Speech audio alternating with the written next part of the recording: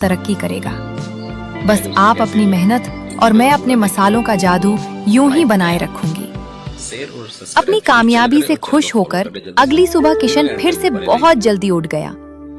सबसे पहले उसने उस पुराने टूटे फूटे मकान के दरवाजों और दीवारों को थोड़ा ठीक किया ताकि वो उसकी पत्नी और बेटी के रहने लायक सुरक्षित बन सके। इसके बाद वो अपने ढाबे की तैयारी में जुट गया। जैसे जैसे दिन चढ़ा, सड़क से गुजरने वाले लोग फिर से वहां रुकने लगे।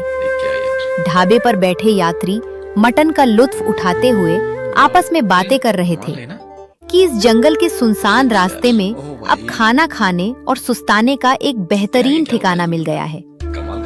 किशन और सुमन अपनी तारीफें सुनकर मन ही मन बेहद खुश हो रहे थे और मुस्कुराते हुए लोगों की खातिरदारी में लगे थे।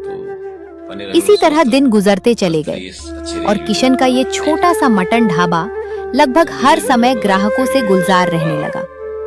उनकी मेहनत अब रंग ला रही थी, लेकिन वे इस बात से बिल्कुल अनजान थे कि जिस पुराने टूटे घर को उन्होंने अपना आशियाना बनाया है, उसके पीछे एक डरावना और खौफनाक रहस्य छुपा हुआ है जो धीरे धीरे उनके सामने आने वाला था।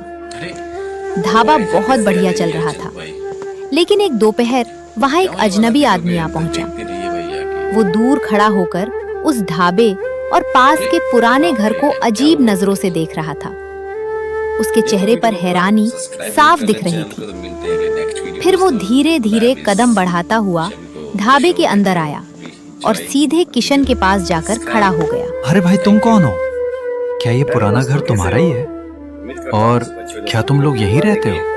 हाँ भाई जी, मैं किशन हूँ। हमें इस जगह पर रहते हुए लगभग 1 महीना हो गया है। क्यों भाई साहब, इस जगह में आखिर ऐसी क्या बात है जो आप इतने हैरान दिख रहे हैं? लगता है तुम्हें इस जगह के इतिहास की कोई जानकारी नहीं है। भाई, ये घर और तुम्हारा ये मटन ढाबा सही जगह पर नहीं है। बहुत साल पहले यहाँ एक आदमी रहता था और ये ढाबा उसी का था। मगर एक दिन यहाँ एक खौफनाक हादसा हुआ जिसमें उस बेचारे की मौत हो गई। हादसा? कैसा हादसा? गांव के लोग बताते हैं कि उस आदमी की भटकती हुई आत्मा आज भी इसी जगह के आसपास मंडराती है। अब ये बात सच है या नहीं मैं नहीं जानता, लेकिन फिर भी तुम्हें सावधान रहना चाहिए। इस सुनसान जंगल में कभी भी कुछ भी गलत हो सकता है। भाई जी, आपकी फिक्र के लिए शुक्रिया, पर हम तो यहाँ 1 महीने से रह रहे हैं। मैंने आज तक यहाँ ऐसा कुछ भी गलत या अजीब नहीं देखा।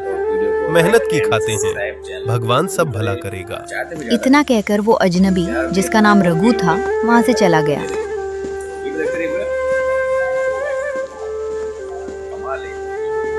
किशन कुछ देर तक उसकी कही हुई डरावनी बातों के बारे में सोचता रहा। उसका मन थोड़ा घबराया भी, लेकिन फिर उसने अपना सिर झटककर उन बातों को अंधविश्वास मानकर नजरअंदाज कर दिया और वापस अपने काम में लग गया। उसे बिल्कुल अंदाजा नहीं था कि उस अजनबी की कही हुई चेतावनी बहुत जल्द एक खौफनाक सच बनकर उसके सामने आने वाली है। अगली सुबह किशन को ढाबे के राशन और मीट के लिए पास के गांव जाना था। घर से निकलते हुए उसने अपनी पत्नी से कहा, सुमन, मैं अभी पास वाले गांव जा रहा हूँ। कोशिश करूंगा कि ढाबा खुलने और ग्राहकों के आने से पहले ही जरूरी सामान लेकर वापस लौट आऊं। तब तक तुम लाली का ध्यान रखना। ठीक है जी, आप बेफिक्र होकर जाइए। तब तक मैं यहाँ